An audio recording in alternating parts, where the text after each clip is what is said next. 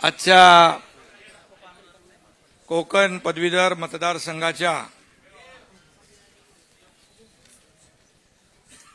निवडणुकीच्या म्हणजे आपल्या निरंजन डावखरे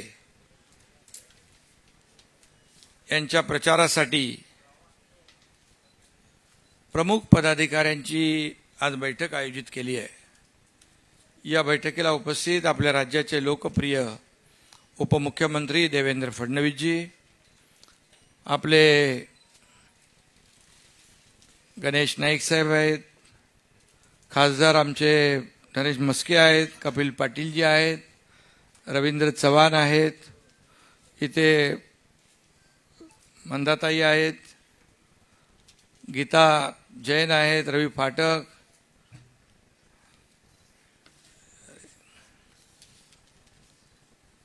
प्रताप सरनाईक, ज्ञानेश्वर म्हात्रे, अभिजित पानसे, अविनाश जाधव, आनंद परांजपे, भास्कर वाघमारे, संजय वाघुले, उमाताई खापरे, महेश चौगुले, प्रशांत ठाकूर, प्रमोद हिंदुराव, कुमार आयलानी, जयप्रकाश ठाकूर, गोपाळ लांडगे, मीनाक्षीताई शिंदे, संदीप नाईक, मनीषाताई कायंदे, मनीषाताई कुठे आहेत? अच्छा,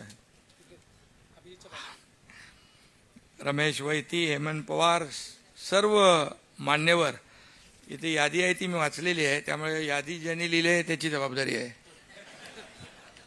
कोणी राहून गेला असेल तर। मी आपल्या सगळ्यांना शुभेच्छा देतो,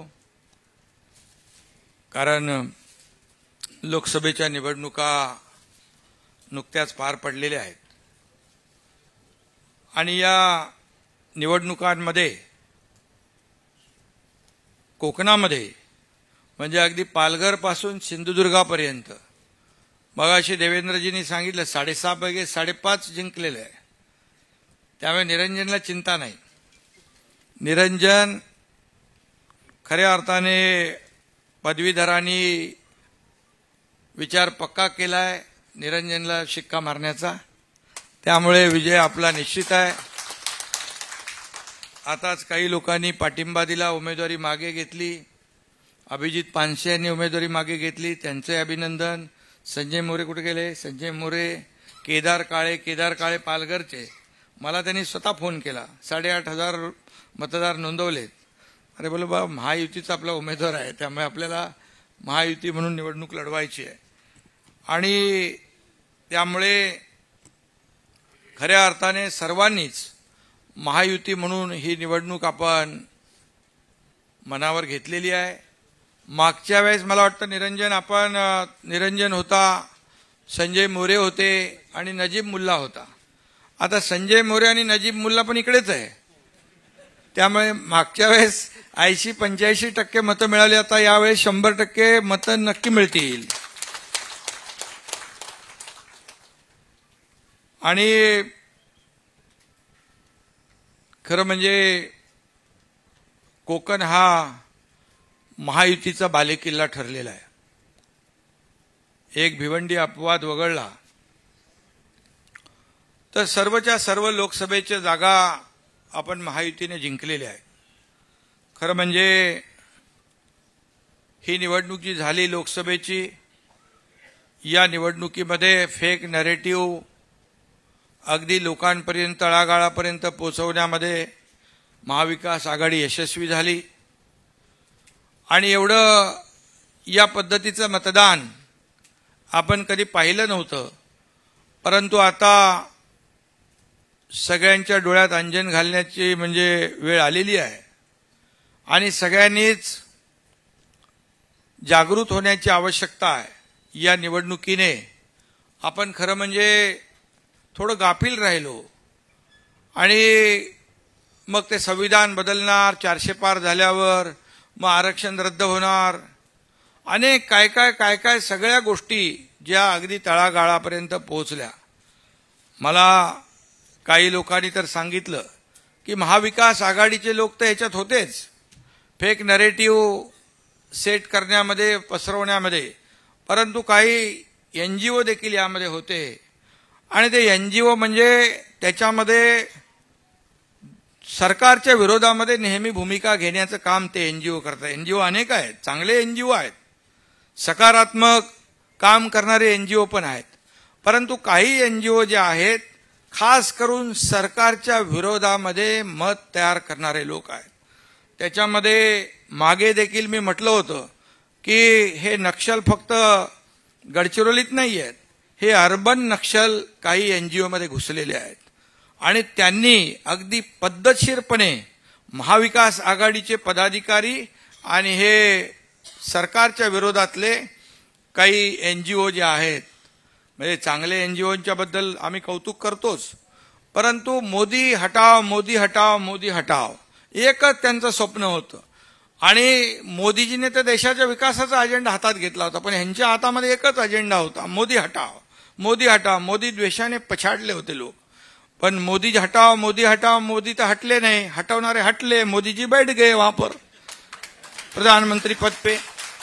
आता त्यांना चिंता झाली, अब क्या करेंगे. आता काही निरोप इकडून तिकडून यायला लागले, गलती हुई आहे, चुका झालेल्या आहेत.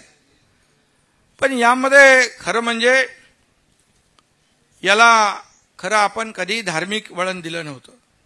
आपण लोकशाहीमध्ये निवडणुका लढवत असताना विकासाला आपण प्राधान्य दिलं. मोदी साहेबांनी 10 वर्षामध्ये या देशामध्ये विकासाची कामं केली, 50-60 वर्षात काँग्रेस करू शकलं नाही. आपण 2 वर्षात देवेंद्रजी आणि मी सुरुवातीला दोघंच होतो. पहिल्या दिवसापासून आम्ही जे निर्णय घेतले लोकहिताचे ते आपल्या समोर आहेत, नंतर अजितदादा आले. परंतु एवढं करून सुद्धा काँग्रेस हे खोटं नरेटिव्ह पसरवण्यामध्ये यशस्वी झालं. यामुळे आपल्याला जागृत राहण्याची आवश्यकता आहे. खऱ्या अर्थाने आपण केलेलं काम लोकांपर्यंत पोहोचवण्याची किती कामं केली आपण. आज आपल्या सरकारनेच घेतलेले एवढे निर्णय, आपल्या सरकार येण्याच्या अगोदर 2.5 वर्षाचं जे सरकार होतं महाविकास आघाडी, सगळे प्रोजेक्ट सगळे प्रकल्प ठप्प केले होते. अरे कारशेडचं आंदोलन कोणी केलं, त्याच्यात देखील हेच लोक होते एनजीओ. हे एनजीओ जे आहेत हे विकास विरोधी एनजीओ होते. अनेक प्रकल्पाला आपल्याला बंदी, सगळ्यांना स्टे दिला होता. आपण आल्यानंतर सगळे स्टे, पहिले आपण देवेंद्रजी आपण कारशेडचा मेट्रोचा स्टे उठवला, बुलेट ट्रेनचा स्टे उठवला, सगळे स्टे उठवले. सगळे सण उत्सव सुरू होते का अगोदर, सगळं बंद होतं, सगळे घरात बसले होते. मला वाटतं आपलं सरकार आल्यावर गोविंदाचा पहिला सण होता, आपण त्याच्यावरची बंदी उठवून टाकली. गोविंदा मोठ्या उत्साहात साजरा केला लोकांनी. त्यानंतर गणपती, नवरात्रोत्सव सगळं एकदम सगळं आपण सगळे निर्बंध मुक्त आपले सण केले. आपली परंपरा, आपली संस्कृती, कारण त्यांच्याकडे संस्कृती नाही, परंपरा नाही, काही नाही. महाविकास आघाडीमध्ये मी काम केलं, मला माहित आहे की काय काय सगळ्या गोष्टी ज्या होत होत्या त्या आपण पाहिल्या. आणि मग हे सगळं झाल्यानंतर 2.5 वर्षानंतर आपण निर्णय घेतला, आपलं सरकार बदललं. आपण लोकांच्या तुमच्या मनातलं सरकार आपण आणलं, बाळासाहेबांच्या विचारांचं सरकार, युतीचं सरकार आपण आणलं. आणि त्यानंतर 2 वर्षात एवढी कामं आपण केली. आपल्याला मोदी साहेबांनी केंद्राने देखील भरभरून मदत केली. आणि हे सगळं जे आहे एवढं करून सुद्धा आपल्याला या ठिकाणी त्यांनी जागा जास्ती जिंकल्या असल्या तरी मगाशी देवेंद्रजींनी सांगितलं मताची टक्केवारी जी आहे ही टक्केवारी फार कमी आपला फरक आहे. आज मुंबईत देखील आपल्याला 2 लाख मतं त्यांच्यापेक्षा जास्त आहेत. आज आपला स्ट्राईक रेट पण उबाटापेक्षा जास्त आहे. आणि त्याचबरोबर आज ही मतांची टक्केवारी पण राज्यातली पाहिली तर मला वाटतं काही पॉइंटच आपण मागे आहोत. आणि म्हणून हे जे काही झालेलं आहे याची पुनरावृत्ती, काल परवाच्या दिवशी वारकरी संप्रदायाची मीटिंग होती, आषाढी एकादशीची तयारी, त्यांनाही आम्ही सांगितलं खऱ्या अर्थाने आता जागृत होण्याची आवश्यकता आहे. आणि आपण कुठल्याही धार्मिक त्याला निवडणुकीला कधी वळण दिलं नाही, परंतु ही निवडणूक जी आहे ही एक वेगळ्या पद्धतीने लढली गेली. आणि आज 30 मतदारसंघ आल्यानंतर आता त्यांची भाषा होऊ लागली 180 जागा आम्ही जिंकणार. असं कधी गणित असतं का. आता तुम्हाला सांगतो कपिल पाटील इकडे आहेत, त्यांना 3-4 मतदारसंघामध्ये आघाडी मिळाली. भिवंडीमध्ये त्यांना मोठ्या प्रमाणावर आपल्या पिछाडीवर जावं लागलं. त्याचबरोबर अनेक आता भामरे धुळ्याचे त्या 5 मतदारसंघात आघाडीवर होते, 1 लाखापेक्षा जास्त. मालेगावला आल्यानंतर 1,94,000 मतं पडली, त्यातली फक्त 4,000 भामरेंना पडली आणि 1,90,000 विरोधी. सगळं लीड तुटलं. त्यामुळे एक एक दोन दोन, मुंबईत देखील अशीच परिस्थिती आहे. एक एक ईशान्य मुंबई म्हणा, आपण जे उत्तर राहुल शेवाळे, निकम, आपले यामिनी जाधव, हे सगळे पाहिल्यानंतर 3-3, 4-4 मतदारसंघामध्ये आपण आघाडीवर आणि एखाद दुसऱ्या मतदारसंघात आपण पिछाडीवर गेलो. पण मताधिक्य त्यांनी एवढं घेतलं की हे 4 मतदारसंघाचं लीड कापून टाकलं.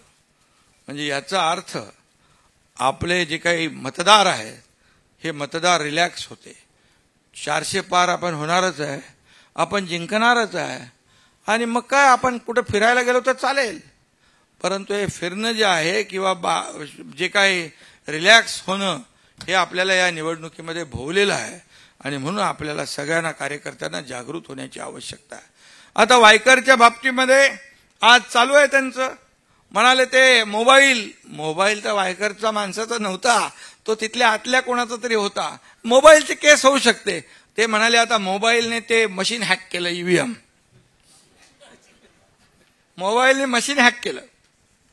मग राहुल गांधी 2 ठिकाणी निवडून आलेत, त्यांनी त्या ईव्हीएमवर अविश्वास दाखवावा आणि त्यांनी म्हणावं पुन्हा निवडणुका घ्या. म्हणजे जिकडे जिंकले तिकडे ईव्हीएम चांगलं, जिकडे हारले तिकडे ईव्हीएम सेट केले. म्हणजे जे काय खोटं बोल पण रेटून बोल या पद्धतीने, कारण त्यांना तो जिवारी लागलेला वायकरचा पराभव, जिंकला म्हणजे महाविकास आघाडीचा पराभव. आणि म्हणून असे अनेक आपले मतदारसंघ जे आहेत कमी मताने, शोभा भामरे 2000 मतांनीच पडले मला वाटतं, 2 का 4,000. आणि असं जे काही या लोकसभेच्या निवडणुकीमध्ये आपल्याला पाहायला मिळालं त्याच्यावर जे आनंद व्यक्त करतायत चांगला आहे.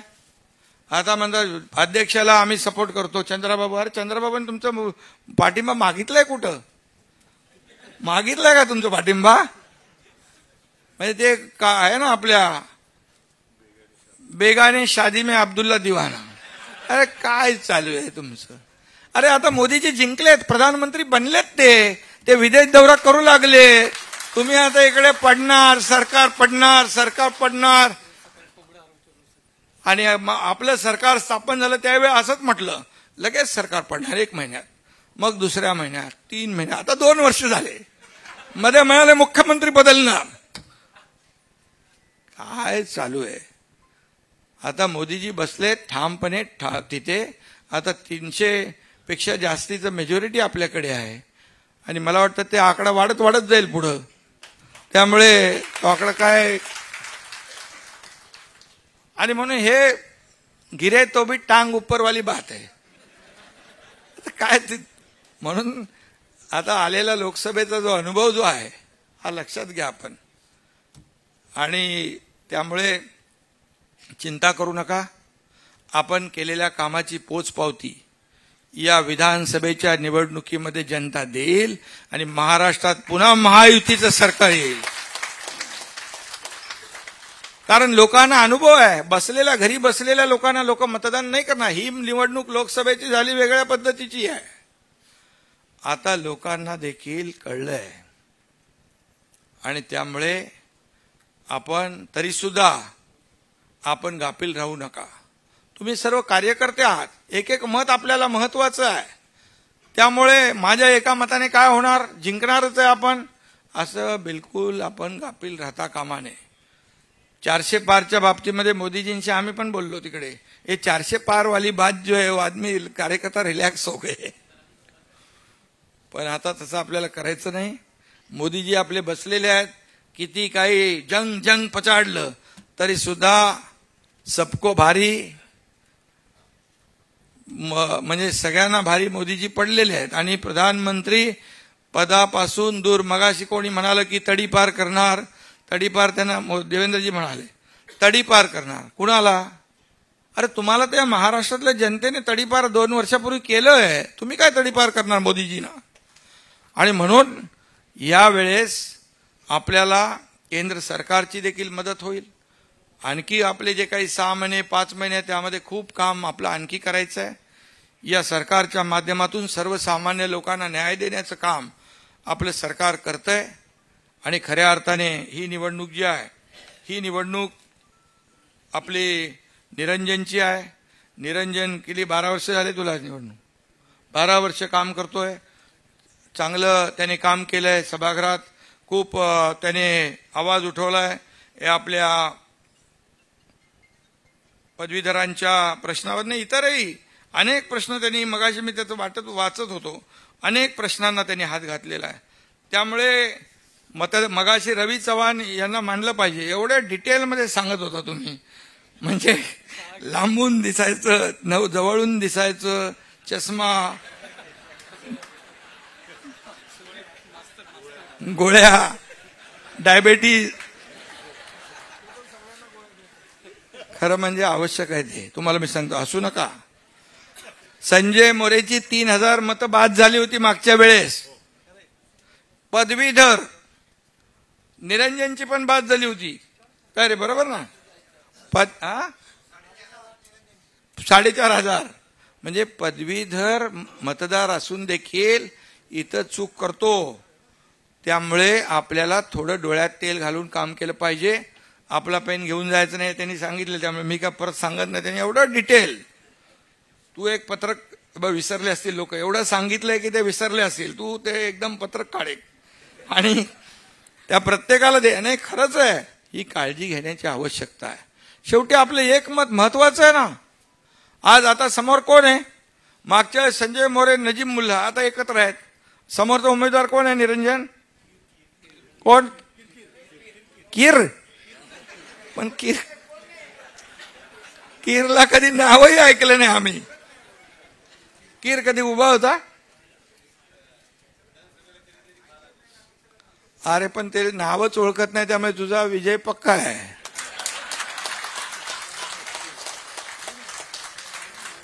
त्यामुळे लोक ते किरकिर कशाला बघतील. डायरेक्ट आपला निरंजन डावखरे. कारण डावखरे नाव आलं की वसंत डावखरे साहेबांचं नाव येतं. अगदी मैत्रीला जागणारा माणूस. आणि त्यांची आणि आपली दिघे साहेबांची मैत्री सर्वश्रुत आहे. देवेंद्रजी असतील, मिया सेन, म्हणजे एक वेगळे संबंध जपण्याचं काम त्यांनी केलं सगळ्याच लोकांशी. पक्षी अभिनिवेश बाजूला ठेवून त्यांनी काम केलं. अगदी राजकारणाच्या पलीकडे जाऊन काम त्यांनी केले, संबंध जपले. आणि त्यामुळे निरंजन पण तसाच आहे. तसाच म्हणजे चांगला आहे. हा, फक्त फोन त्याच्या हातात देऊ नका. तो हॅक करतो फोन.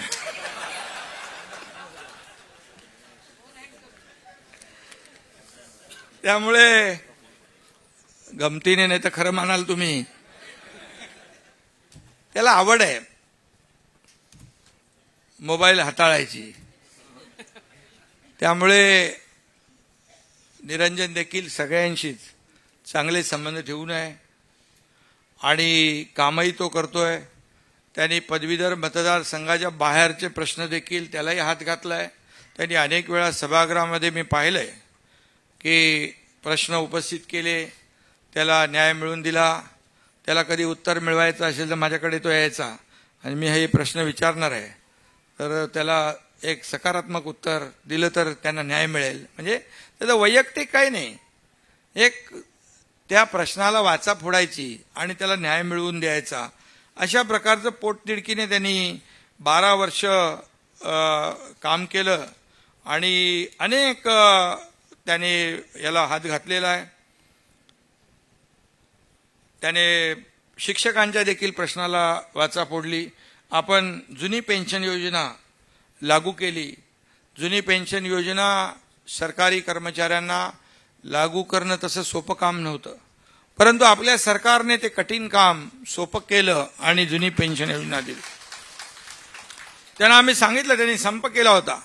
त्यांना सांगितलं तुम्ही सरकारचे एक खरं म्हणजे एक घटक आहात, एक सरकारचा अविभाज्य अंग आहे.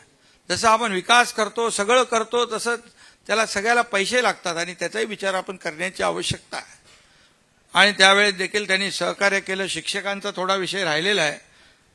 2005 पूर्वीचे जे शिक्षक आहेत तोही विषय नक्की मिटेल. काय बाबा,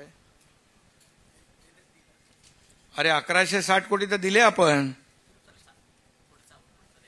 अनुदान दिले ना आपण. पहिलं सरकार आपलं आहे, पुढचं पण मिळेल, काही काळजी करू नका.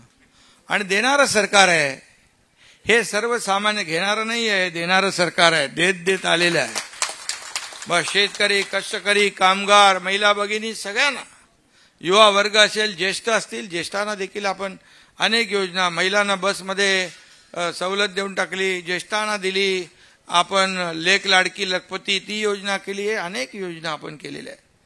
त्यामुळे सरकारने जे काही सर्वसामान्यांसाठी योजना केलेल्या आहेत, या योजना लोकांपर्यंत पोहोचवण्याची आवश्यकता आहे. निरंजनने अनेक प्रश्न, मी त्याच्यात जात नाही, परंतु पदवीधरांच्या बरोबर शिक्षकांचे देखील प्रश्न त्यांनी त्यालाही हात घातलेला आहे. त्याचबरोबर त्याने ग्रामीण भागातून स्पर्धा परीक्षा देणाऱ्या हजारो विद्यार्थ्यांसाठी सार्वजनिक वाचनालयांमध्ये ई ग्रंथालय सुरू केली. कोकणात ठिकठिकाणी सुरू झालेली ई ग्रंथालय स्पर्धा परीक्षा देणाऱ्या विद्यार्थ्यांसाठी ज्ञानमंदिरे ठरलेली आहे, त्याचाही फायदा मुलांना होतोय. त्याबरोबर नीट व जीच्या विद्यार्थ्यांसाठी ॲपच्या माध्यमातून मोफत प्रशिक्षणाचा देखील उपक्रम त्यांनी यशस्वीपणे राबवला. नवी मुंबई 285 कोटी खर्च करून MPSCचं मुख्यालय होतंय, त्याच्यामध्ये देखील निरंजनचा पाठपुरावा आहे. आणि खूप, मी काय त्याच्यामध्ये पूर्ण जात नाही, परंतु त्यांनी काम चांगलं केलेलं आहे नक्कीच. आणि यामध्ये निरंजनने 12 वर्ष जे काही पदवीधरांसाठी आणि इतरही विषयांसाठी जे काही काम केलेलं आहे, त्या कामाचं कौतुक केलंच पाहिजे. आणि मोदी साहेबांनी देखील तरुणांना प्राधान्य दिलेलं आहे आणि त्यांच्यासाठी देखील आता सरकारमध्ये आल्यानंतर तात्काळ शेतकऱ्यांचा विषय घेतला, सर्वसामान्यांचा विषय घेतला आणि त्यामुळे नक्कीच यामध्ये आपल्या राज्य सरकारला देखील त्याचा फायदा होईल. आणि यामध्ये आपल्याला सुशिक्षित आणि पदवीधर मतदाराला देशाची आणि आपल्या खऱ्या अर्थाने आपल्या राज्याची प्रगती आणि उत्कर्ष कशामध्ये आहे याची जाणीव असल्याने खऱ्या अर्थाने या महायुतीला, म्हणजे आपल्या निरंजनला पाठिंबा भरपूर मिळेल. कारण या संपूर्ण कोकणामध्ये आपल्या महायुतीला वर्चस्व महायुतीला मिळालेलं आहे. आणि कोकण आमचं, संभाजीनगर आमचं, मुंबई आमचं म्हणणाऱ्यांना या लोकसभेमध्ये लोकांनी जागा दाखवली आहे. आणि खऱ्या अर्थाने मी मुद्दाम शिवसेना आणि उभाटाचं सांगेन. उभाटाचे म्हणजे शिवसेनेचे 19% मतदार होते, त्या 19% मतदारांपैकी 14.5% मतदार हे धनुष्यबाणाकडे आलेले आहेत. 4.5% मतदान तिकडे राहिले. आणखी जे वाढलंय ते तुम्हाला माहिती आहे कुठलं आहे, आणि ते तात्पुरतं आहे. आणि त्यामुळे 13 जागा आम्ही समोर समोर लढलो, उभाटा आणि शिवसेना. त्यातल्या 7 जागा शिवसेना आपण जिंकलो आणि ते 6 जागा जिंकले. त्यामुळे हे सगळं जे आहे आज लोकांना माहीत आहे की विचारांची, बाळासाहेबांच्या विचारांची शिवसेना, आणि जे लोकांना अपेक्षित होतं, बाळासाहेबांनी युती केली, अटल बिहारी वाजपेयी, अडवाणी, आणि आता मोदीजींच्या मार्गदर्शनाखाली आपण जी काय वाटचाल करत होतो. यामुळे नक्कीच ठीक आहे, हा थोडासा काही खोटं नॅरेटिव्ह पसरवून हा क्षणिक आनंद त्यांना मिळालेला आहे. परंतु आपल्याला एवढंच मी सांगतो की येणारा उद्याचा जो काही काळ आहे तो महायुतीचाच आहे. कारण महायुतीच्या माध्यमातून आपण या राज्यात आणि केंद्रामध्ये देखील केलेलं काम लोकांसमोर आहे. आणि म्हणूनच मी एवढंच सांगेन, सगळ्यांनी मिळून महायुती म्हणून शिवसेना, भाजपा, आता राष्ट्रवादी आहे, मनसे आहे, आणखी अनेक लोकांनी पाठिंबा आपल्याला दिलेला आहे. त्यामुळे आपली वज्रमुठ घट्ट आहे आणि सगळ्यांनी एवढ्या मोठ्या प्रमाणावर कार्यकर्ते, पदाधिकारी एकत्र आल्यानंतर मला वाटतं ही निवडणूक जी आहे आपल्याला अवघड नसली तरी सुद्धा कोणी गाफील राहू नका. आपण आपले जे जे काही नेटवर्क आहे, ज्या ओळखी आहेत, जिथे संबंध आहेत, तिथे तिथे प्रत्येकाने आपण सांगायचं आहे की निरंजन डावखरे यांनी केलेलं काम, या कामाची पोचपावती या निवडणुकीमध्ये आपण द्या, एवढंच विनंती त्यांना करायची आहे. आणि पुन्हा एकदा मला वाटतं निरंजनचं अभिनंदन करायला काय हरकत नाही, कारण काय समोर काहीच नाही आहे. नाईक साहेब बरोबर ना? आणि काम करणारा कार्यकर्ता आहे, त्यामुळे आपल्या सगळ्यांच्या वतीने मी निरंजन डावखरे यांचं मनापासून अभिनंदन करतो, त्यांना मनापासून खूप खूप शुभेच्छा देतो. आणि कार्यकर्त्यांनी मनापासून आपण काम करा आणि एक रेकॉर्ड ब्रेक विजय या ठिकाणी मिळवा. धन्यवाद. जय हिंद, जय महाराष्ट्र.